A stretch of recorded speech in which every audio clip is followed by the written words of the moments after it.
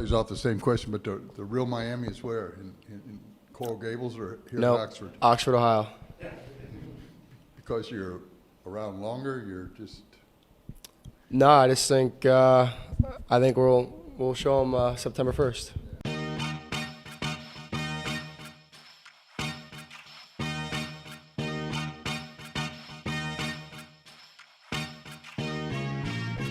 Welcome to the MarcWes Sports Podcast. Like, there's so much stuff you could talk about, so much stuff you could write about, you know, and people want to just want more and more and more, you know. Yeah, so that's what I'm waiting for too, man. I'm waiting for the regular season, and you could go ahead and set it off now since we already kind of chimed in on it.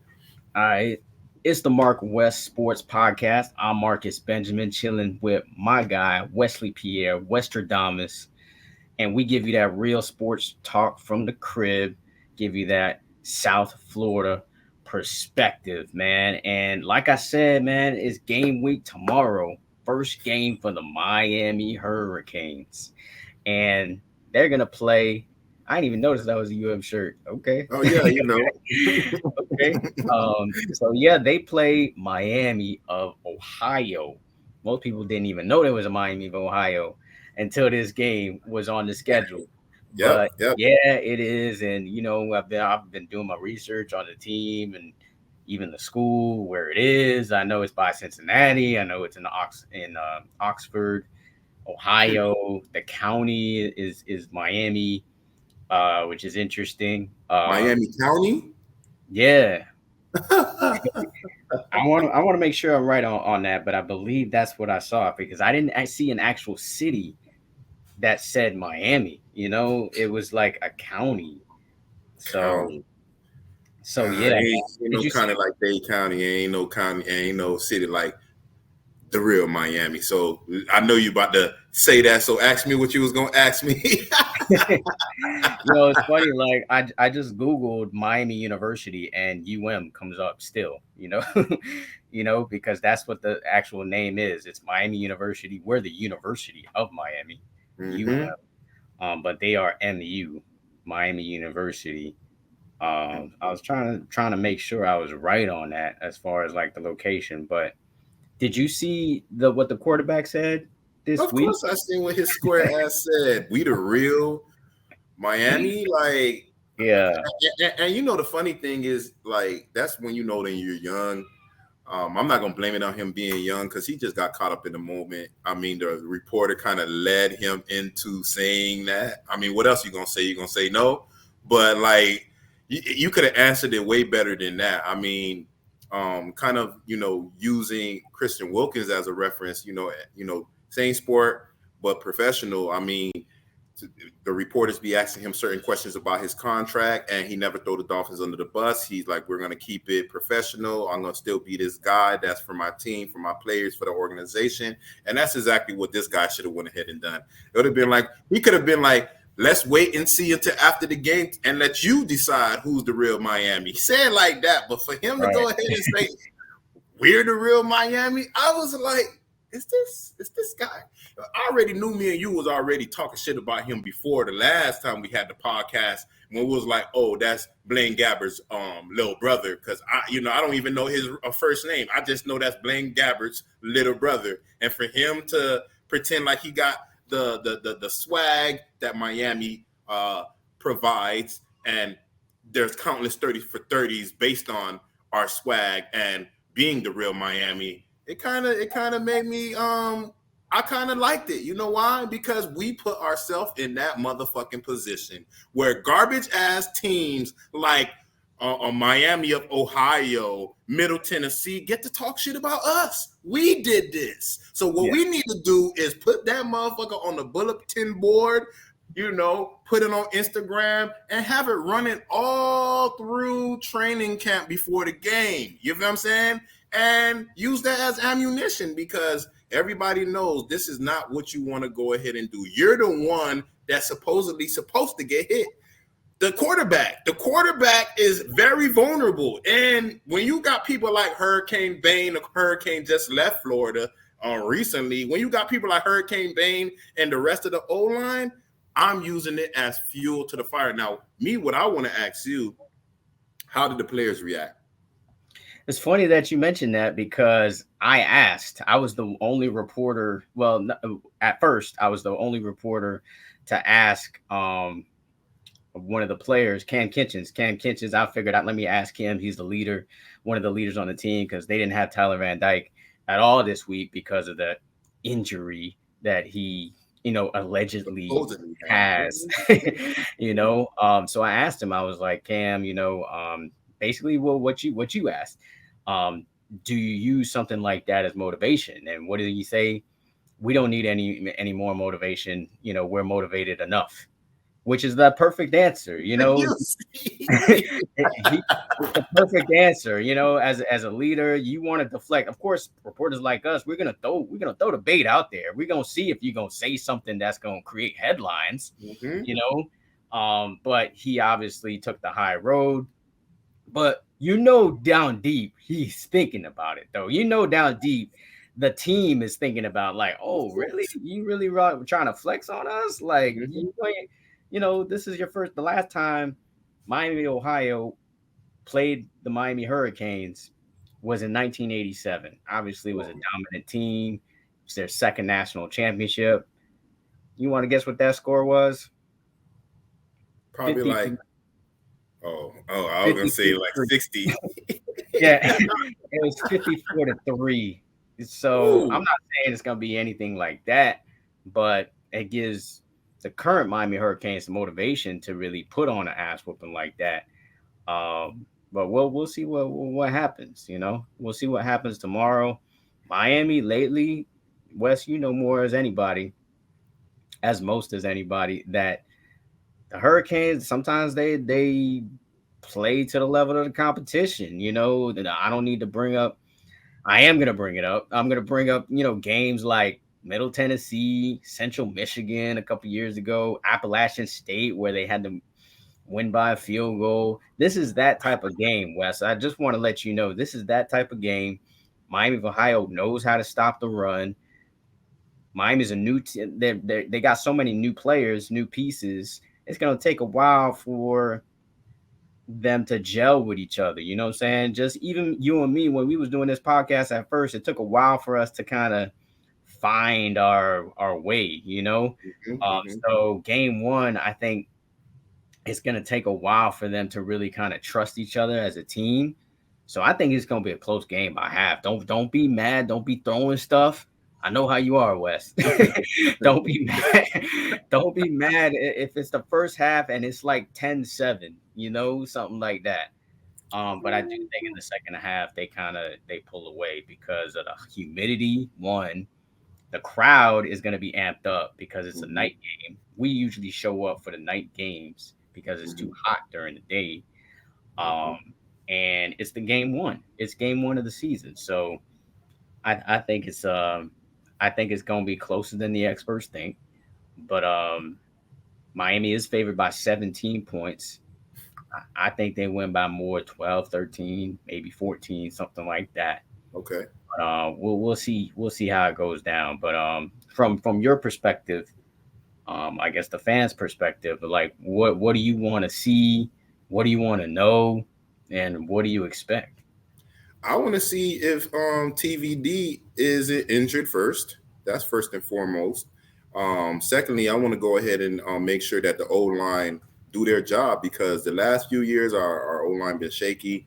Want to throw shit at the TV type shaky. So I basically want to see like the core, like the D-line, the O-line hold up. People talk about the Miami Hurricanes now, and they look like a professional team. They not as far as like how they actually be around each other, but as far as the girth, the size, the height to these individuals, they seem like people that's in the SEC. For supposedly we look like we're supposed to be the best O-line in the ACC. I don't know. I'm gonna wait and see. Of course, we got these rookies, Mike Noah. Everybody know, well, Mike Noah. You feel me? Everybody know about him and his brother. As far as his brother being one of the leaders, if not the leader of the defense, if you're talking about Cam Kitchens as far as being in the secondary, and then you have Francisco Magnoa in the middle linebacker role. For me, I'm looking at that. I'm looking at professionalism. I'm looking at are they going to be able to line up correctly? Minor mistakes that didn't destroy the game that you could learn from. I don't want major mistakes, and you got people wide open, and we get Middle Tennessee again. We have the FIU situations again where you lose to teams like that. Yeah. But for me, I think that like you said, it's going to be a close game in the beginning because, of course, like you said, they need to find a way to gel with each other. Again, you playing in, training camp and, throughout the off season, that's one thing. When you're playing against people that don't like you, that people that don't care if you're hurt or not, when you're playing against your teammates, you're not going to try to do anything to have a negative effect on them individually as far as getting injured, and that's going to have your team have a setback. Of course, we know we're still rebuilding right now. We're in a positive track from how we're looking right now, and we'll speak on certain people that committed recently. Again, a defensive tackle that we know we've been gooking on the defensive tackles. We get DNs, we get corners, we get safeties, but we don't get no defensive tackles. So for me to see somebody from Alabama actually come onto the field, I want to see if he's able to actually play. That was one of the things that I was going to ask you as well. He came on board and enrolled in the University of Miami like the last few days. Is he going to be able to play? Is he able to bring some type of expertise? Again, he came from Alabama, certain things like that. All these people that come from these different places, are they going to be able to put those different brains together to make sure it's one solid, cohesive unit? That's what I want to see. I don't care if we lose, if we win by 3 points, 4 points. I just don't want to lose. I do not want to go into Texas A&M talking about, the Miami University of Miami still has a lot to work on, which we do know that. But I don't need the rest of the world to be saying that because we actually lost against a mediocre team. And that's not throwing shit on they name. It's just being real. We supposed to have these 5-star, 4-star players that's supposed to do what they supposed to do. From my understanding, all the people that wasn't dogs, that was puppies, they got out of the building. And we got real dogs here, and that's what I want to see. I want to see the dog mentality, and I want to see every aspect of the University of Miami to prepare themselves in a positive manner, because we got so many coaches that change, so many players that change, and I just want to see it gel, like you say.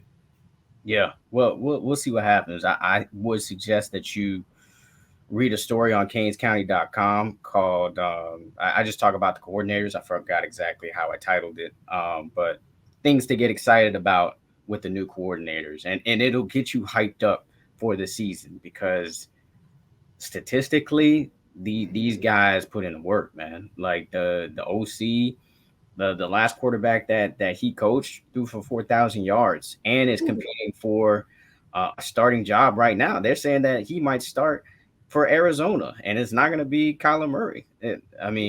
That's what I hear. And then the receiver, Tank Dell, is balling like a dog for the Houston Texans, and he was dominant as well. So the fact that he developed those guys is definitely something to be excited about.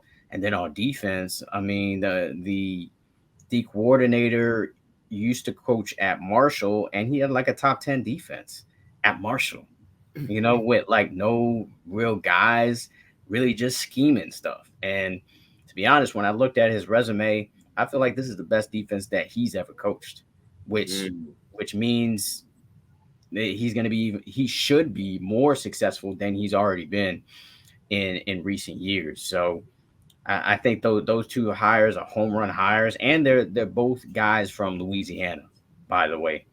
And that swing in their voice. Yeah, not only that, they got those ties in that area. There's always talent in that area as well. So they're going to continue to bring guys from Louisiana, Mississippi, that area, including guys like the running back, AJ Allen, who's from Louisiana. He did play in Nebraska last season, but he's originally from, Louisiana, and then one of the corners, Jadias Richard, also originally from Louisiana as well. He is competing. A lot of great. We've seen a lot of great things from that kid. He's a transfer from Vanderbilt, and he's still young. He's just a sophomore, so he's going to be here a while. Back to your question about the player from Alabama, Jamil Burrows. I think he's going to be a depth piece. He's a player there that is he's there for depth. He's not going to start over Leonard Taylor. He's not going to start over Branson Dean, who I heard has been dominating as well. He's just there to compete with guys like Ahmad Moten, who's a sophomore, and Jared Harrison Hunt is probably the next guy up when it comes to D tackles. So he may give him some competition, but I think he's not a guy that you are going to expect to make a bunch of plays. Remember last year we got a running back really late from UAB, Lucius Stanley, because everybody was injured. Right, exactly. So you didn't really see a lot of that guy, but he was there because a lot of those running backs got injured. So he got some burn a little bit. So I think this is the same type of situation that, you just add a depth piece just in case some of these guys go down. And to be honest, though, the defensive line is the deepest part of this team. You got so many guys that could play. You got Nigel Lee Kelly, you got Akeem Mesidor, you got Leonard Taylor, you got Branson Dean, and then you got Jafari Harvey, and then you got Reuben Bain, who is making a lot of noise as a freshman. Jaden Wayne, from what I hear, is going to get a lot of playing time as well. Anthony Campbell looked great in the scrimmage. And then you got Ahmad Moten, like I said, and Jared Harrison Hunt. And then you got, veterans like Jake Lichtenstein and Thomas Gore, who probably won't play much, but they're there for depth as well. It's definitely the deepest part of this team. And I think that's what's really going to show up on Friday night, too, that defensive line. They're going to put pressure on that boy, Brett Gabbert. Hit him high and hit him low. Yeah, they're gonna put a lot of pressure on him. The question is just really, can they stop the run? And Miami of Ohio is not really a great running team anyway. They lost their starting running back from last year, so it's kind of a new guy in the backfield. So I think it's going to be something that Miami can control as far as and putting them in third and long situations. Because if they are in third and long situations, I like Miami's chances big time, man. Because Nigel Kelly coming off that edge, or Reuben Payne coming off that edge, or even Leonard Taylor has been great at providing pressure even up the middle. I think that's where Miami certainly has the advantage. Okay. Yeah. For me, I'm when that defensive tackle, the reason why he kind of blew out in my eyes was because he's tall and he's heavy. He's like 309 pounds. I'm like, everybody that we have that's on the D line, it's not 300 and some change. You feel what I'm saying? They like maybe 280, 275. They may have the muscle mass, but they don't got that heavy weight on them. And people be surprised how 20, 30 pounds can have make so much of an advantage, where people can't even move you around. He may not have that first step, but if we're trying to stop the run, which may not be a big factor, like you said, they don't run that much on the University of Ohio, Miami of Ohio. He probably can get some reps now. Me personally, I just want the starters to handle their business early, and everybody else that's still trying to find their way, throw them in, but the game is already done. We're just seeing real live action from the secondary, that the second and third string corners. And that's another thing I wanted to ask you. Like, you think it's going to be the brothers that start at corner, or are you going to have Porter on one side and the older brother on one side? I think they're going to start with Porter. Devontae Brown, you can go ahead and pencil him in as a starter. But I think it's going to be a trial. It's going to be like, hey, if he gets burned out there, then hey, they're going to look to the sideline. They're going to look to Jadias Richard, like I said, the kid from Louisiana. They're going to look at Damari Brown, who's this is obviously a kid I've covered in high school, covered his recruitment, and I thought he was better than Cormani McClain, as a cornerback.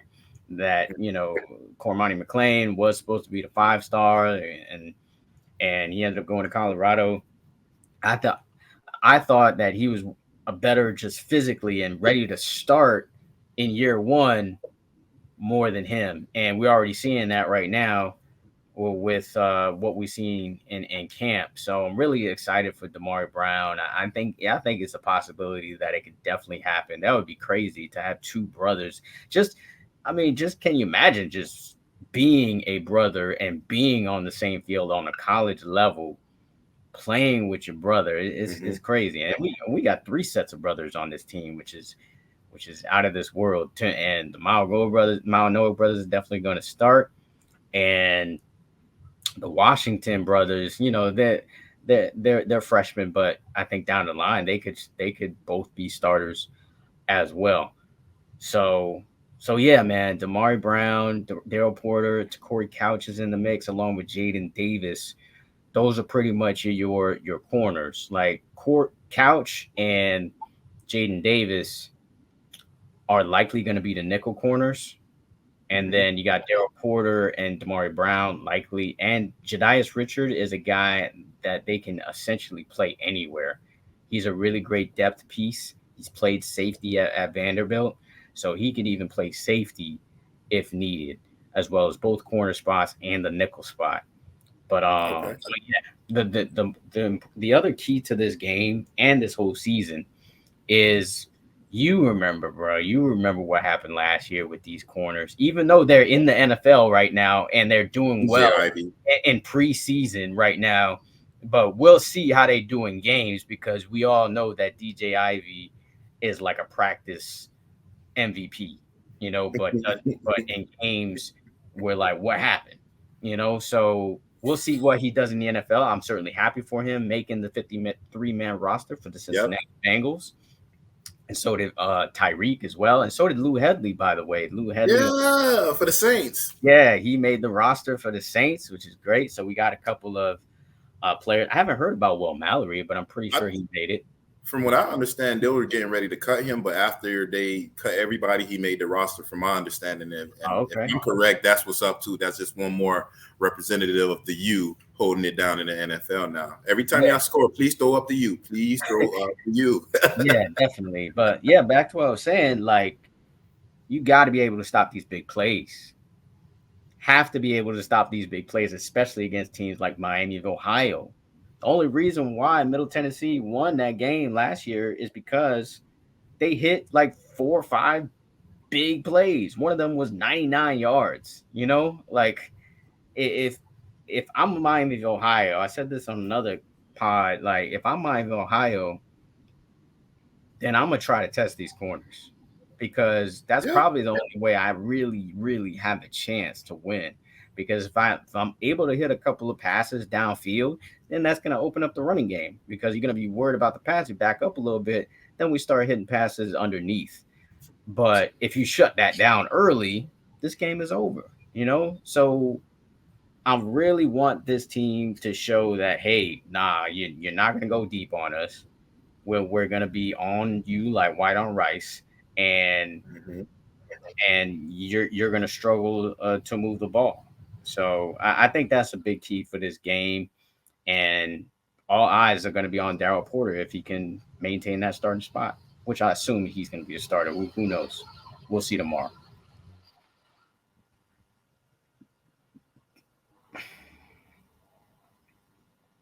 But yeah, you froze up over there.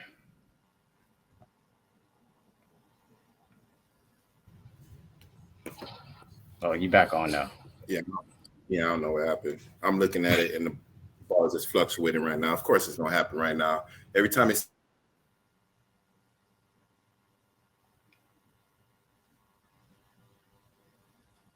no, it's all good. It's all good. But I'm really excited for the Miami Hurricanes season. I just kind of broke down the whole season just now in a story, and I broke down the 5 games that are the most important. And from number 5 down, number 5 is North Carolina. I mean, North Carolina has had Miami's number for the past 4 games, and some of them, one of them was a blowout. The other ones were like 3-point wins. So North Carolina is a huge game. You want to play well against a player like Drake May, who's projected to be one of the maybe the second quarterback taken in the league next season. Then it's Texas. Then it's Texas A&M. Texas A&M. We get them at home this time, and that's critical. Not only just from a morale or a confidence perspective, but for recruiting. These recruits, they want to see a team that's winning early. And that's your first tough game, second game of the season. You lose that game and people and recruits will think, okay, well, this is the same old Miami. They're not back yet. And, maybe I should go to a team that is more on a winning trajectory. So it's crucial that they win the game. Yeah, I'm going to say win the game, not even be close. I think they need to win the game because last year they lost in College Station, hostile environment. This time you're at home. It's going to be a hostile environment, as long as they, of course, win this game against Miami of Ohio. So you kind of want to see them perform well. And then after that, it's Clemson, Clemson at home. You got embarrassed again last year, 40-10. This one is like not a must win for me. Like if they can just be competitive against Clemson, but you at home again, that crowd is going to be raucous no matter what, because it's Clemson. Everybody knows this team. This team has won 2 national championships in the past 10 years. So you definitely want to show out in a game like that. And then it's Florida State. Florida State, for obvious reasons, they're ranked in the top 10 this year. Got 10 wins last year, embarrassed us last year, 45-3. And then this one's in Tallahassee too. So it's going to be a tough environment as always. And then that's another recruiting, a key game for recruiting, you know what I'm saying? Because we're always battling for recruits with Florida State, mainly, not even Florida, but like most of our recruits, Florida State wants our recruits, or we're battling FSU for a lot of top prospects. And then the number one to me is Miami of Ohio. The most important game is the next game. You know what I'm saying? The next game is the most important, and they gotta beat Miami of Ohio. So those are my top 5 most important games of the season. Check that out on kingscounty.com. Definitely. I agree with everything that you just said. And of course, we hate FSU. That's a must. I'm starting to hate Clemson because they won 2 championships, but we normally don't. We ain't seen them that much all these years. Like it's just more recently we just started feeling the championship caliber of a team that they've been these last maybe 10 years. Because I remember years there was trash. So if we could go ahead and turn it around, how Clemson did it, won 2 championships, I'm fine with 1 championship. I don't really mind. But yeah, man, destroy Texas A&M, because last year, like, we had every opportunity to actually win that damn game, and we found every opportunity to lose the damn game. It's like, which one of us want to lose today? Like, and it's really those are the real major games for me: FSU and Texas A&M. Of course, you have North Carolina. But if we lose to a quarterback that's a Heisman candidate, I don't really think that's going to be too negative on us. And if we lose to Clemson, a team, like you said, won 2 championships in the last 10 years, it won't be so bad, as long as if it's close. If it's close, then, I don't think it'll be a negative or a positive in our direction. Whoever wanted to come to Miami, I don't think those games will change their mind, only if it's a massacre like it was last year. But besides that, man, I just want to see us moving in the right direction. We thought we was moving in the right direction with what's his name, the coach that retired, helped build the facility, and Mark Richt.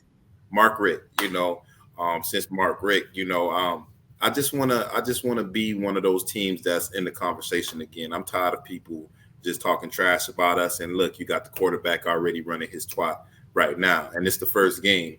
You should know better, but I see you holding the laughing. Yeah. But yeah, man, that's all I want to see, man. What time does the game start? I know it's a Friday game, so they're not starting at noon. 7? Yes, it's at 7. Yeah. Perfect. Akil should be ready to go to sleep, and I shouldn't have no problems. A Friday game, dog, if they win, I'm going to enjoy my Saturday, and of course I'm going to enjoy my Sunday. I'm happy that this hurricane didn't cause a problem to the actual schedule and make us have to postpone a game. I think that happened to us once or twice in the last few years. We should just go ahead and be motivated. Again, like the player said, we are already motivated. If you watch Kings County and every other podcast like the MarcWes Sports Podcast, you're going to have people like us because we are fans, of course. Look, Marcus, he's a reporter, but he truly inside, he's a fan. I'm a fan through and through, and we just want to see our city just do good. So, let's see what happens. Let's see. So I'm gonna turn this next thing over to you because it's me when it comes to the Hurricanes, obviously, but I go to you for my Dolphins and my Heat stuff too lately. So what's going on with I didn't see the last preseason game at all, by the way. I didn't see it at all. I was at high school game all day Saturday. The Chaminade game, the 2 games was on ESPN.